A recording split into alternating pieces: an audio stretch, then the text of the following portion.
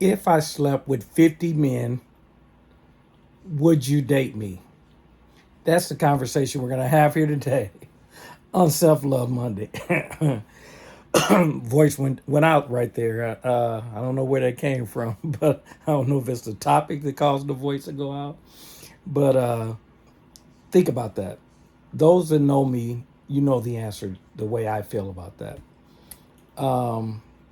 This comes down to truly how you feel about yourself. For the fact that you would go to bed with 50 people tells me a lot about yourself. And especially in this particular conversation, the young lady was making the comment. She says, even though my body count is 50 men, I'm a high value woman. Woo! But you guys know this is why I distinguish. And that's why I said those of you who know me know my response to this.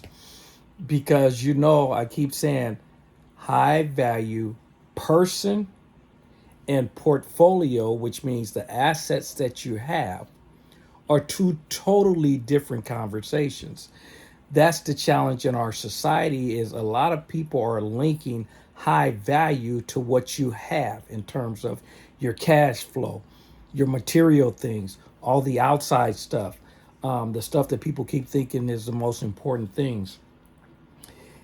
Those are assets. Your portfolio can have a high value or large volume or whatever words you want to use.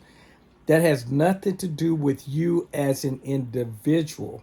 When we talk about, to me, if you say high value man, I'm asking about the integrity and the character, the value that the individual is bringing to the table. That's why if you say high value woman, I'm looking at the woman, not what she owns. I don't even need to see all the stuff that's around her. I'm looking at her. That's why I said we have to learn how to separate the two. So, with that said, to say you're a high value woman and your body count is 50 men, how do you really feel about yourself? And I know even this young lady was just saying that in theory. And she was saying basically, well, I've been single for a long time. Doesn't that count? Well, no, you still got 50 men under your belt. To me, now for others, take it and run. For me, and what the guy had responded, which was pretty funny, he said, if women wore the number on their head on how many body counts they had, how it would change our whole society.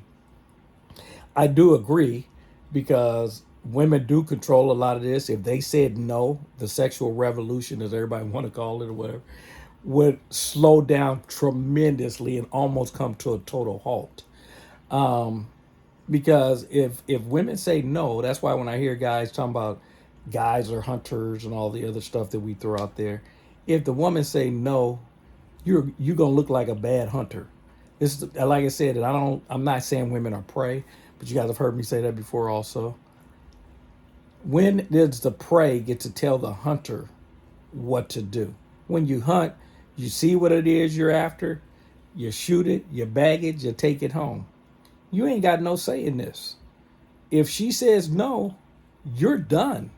What kind of hunter is that? So these are a lot of the myths that we keep putting out here. But anyway, what he was saying is it will change a lot of our culture if women put that number because one, women wouldn't want to add more guys to the count because she knows if guys start to see her number count getting higher, he ain't gonna want to deal with her. So therefore, she would take it upon herself to make sure her body count doesn't get high. We might get a lot more women, probably majority of them that said, you gonna wait till I get married before I say yes.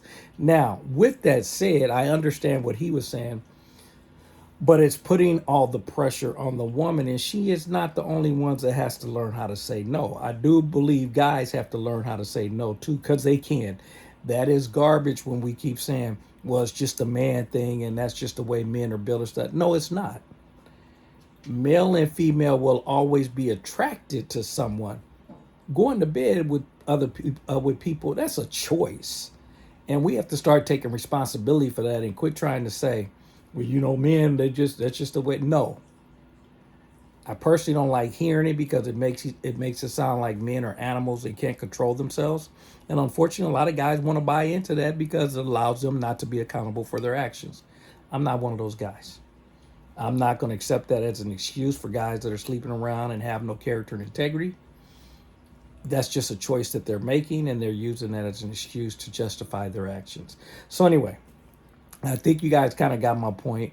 When I talk about is that a high value, for me personally, no. It's the same thing when we talk about, I've used the example of if a person's out here selling drugs, they're out here committing crimes, they're doing whatever it takes. Am I actually looking at that person and say that's a high value person? And even though they have money, they have resources, they have all that, is that really a person I'm going to look at and say high value? No. For me personally, the answer is absolutely no. I am definitely looking at the individual. That's why we said high value man, high value woman. We did not say portfolio because, again, that's separate. That means you can go look at what someone has and you can look and say, that's a high portfolio. There's a lot of wealth, there's financial wealth or material things that's attached to that without knowing who the person is. The portfolio is the portfolio. It's got a lot of money in it, a lot of assets, whatever we want to call that. That ain't got nothing to do with the person that you attach to it. Once you attach the person, I can look and say that's a person whose values are very low, and but they do have a high value portfolio. You guys follow me? So anyway, as you guys know, it ain't right, it ain't wrong. It is my opinion.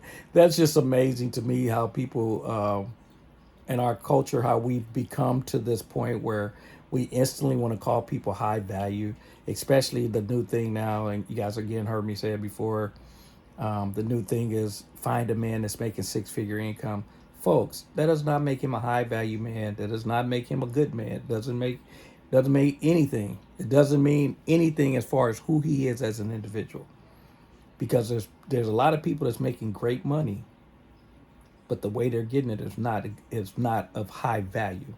So again, it ain't right. It ain't wrong. It is my opinion.